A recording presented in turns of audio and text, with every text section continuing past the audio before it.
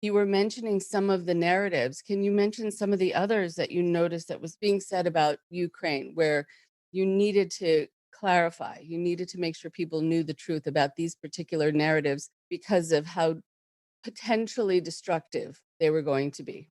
For example, there are a lot of fascist stories constructed using Photoshop swastikas on pictures.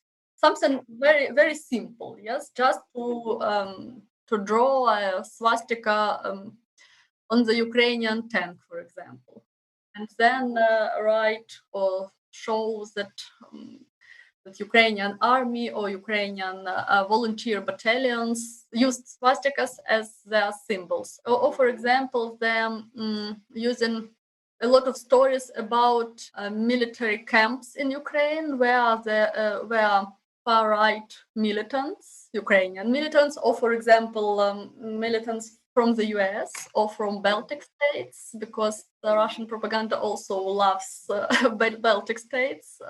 This militants allegedly teach Ukrainian children how to kill people, for example, and it's not true. It's just complete fiction.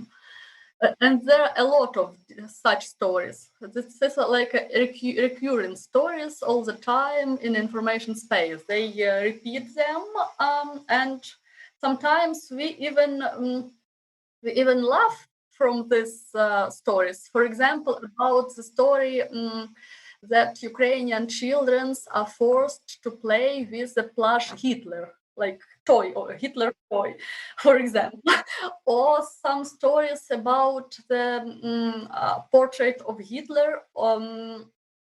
stories that